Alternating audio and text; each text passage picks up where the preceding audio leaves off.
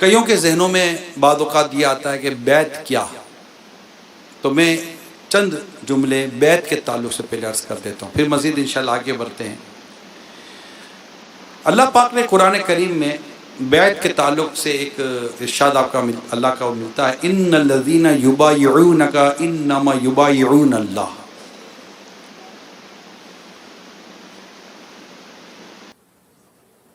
اور وہ جو تمہاری بیعت کرتے ہیں وہ تو اللہ ہی سے بیعت کرتے ہیں۔ مفسر شہید حکیم الامت مفتی احمد یار خان رحمۃ اللہ تعالی علیہ فرماتے ہیں، بزرگوں کے ہاتھ پر بیعت سنت صحابہ ہے، خواہ بیعت اسلام ہو یا بیعت تقوی یا بیعت توبہ یا بیعت اعمال وغیرہ۔ اب حدیث سنیے، حضرت عبداللہ بن سامت رضی اللہ تعالیٰ عنہ فرماتے، ہم نے رسول پاک صلی اللہ علیہ وسلم سے مشکل اور آسانی میں اور خوشی اور ناخوشی میں اور خود پر ترجیح دیے جانے کی صورت میں سننے اور اطاعت کرنے پر بیعت کی، اور اس پر بیعت کی کہ ہم کسی سے اس کے اقتدار کے خلاف جنگ نہیں کریں گے، ہم کسی سے اس کے اقتدار کے خلاف جنگ نہیں کریں گے، اور ہم جہاں کہیں بھی ہوں حق کے سوا کچھ نہیں کہیں گے، اور اللہ تعالیٰ کے بارے میں کسی ملامت کرنے والے کی ملامت سے نہیں ڈریں گے۔ یہ مسلم شریف کی حدیث میں نے آپ کو بیان کی۔ اس سے یہ مراد ہے کہ ایک تو بیعت اسلام تھی کہ ہم مسلمان ہوتے ہیں، ایک اعمال پر بیعت تھی، تقوی پر بیعت تھی۔ تو موجودہ دور میں جب بھی بیعت کی جاتی ہے تو پیر صاحب اسے توبہ کروا کر گناہوں سے بچنے اور نیک کام کرنے کا عہد لیتے ہیں۔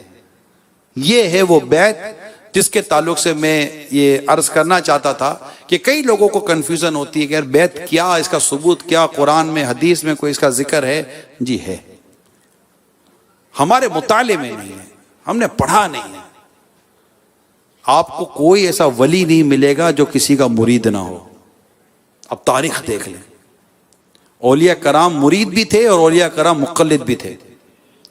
اب تاریخ دیکھ لیں، خود میرے داتا گنج بخش علی حجویری علیہ رحمہ یہ حنفی ہیں۔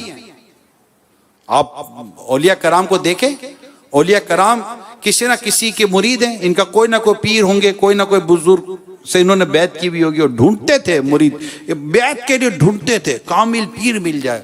کہاں پہاڑوں میں چلے جاتے تھے، کہاں غاروں میں چلے جاتے تھے، جنگلوں میں چلے جاتے تھے، ہمیں کو کامل مرد کلندر مل جائے جس کے ہاتھ پر بیعت کریں اور ان کے ساتھ رہ کر ہم منزلیں طے کریں۔ یہ تو اللہ کا شکر ہے کہ ہمیں اس دور میں گھر بیٹھے ایسا کامل پیر مل گیا، الحمدللہ، جو انہوں نے ہمیں اعلیٰ حضرت کا اور اعلیٰ حضرت کے ذریعے غوث پاک کا مرید بنا دیا۔